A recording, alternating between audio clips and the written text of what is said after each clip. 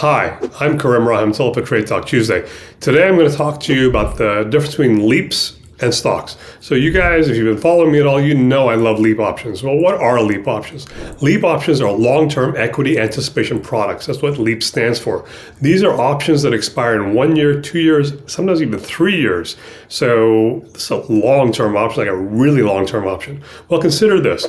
Most investors who buy stocks these days, they don't stick around for like a month or 2 months or 3 months. I think the average holding period for stocks is like 3 months, down from years, okay? Because people are so jittery, they want to get in, they want to get out. So my question is, why in your right mind would you risk all that money buying a stock when you can buy a leap option and get the same or bigger move for a fraction of the cost? Yeah, a fraction of the cost. Let me explain it to you. So let's say you want to buy shares of Apple. Let's say you go out there and you buy a leap option on Apple with a $150 strike price that expires in a year. That means you have the right to buy Apple at $150 and the expiration period is 12 months from now.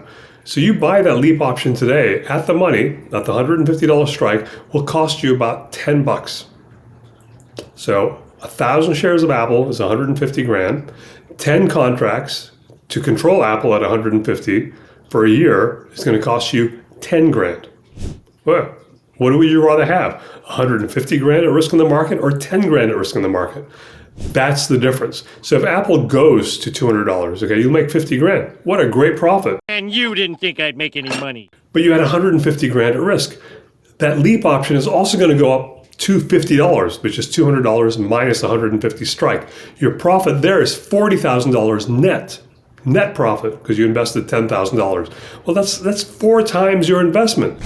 Wow.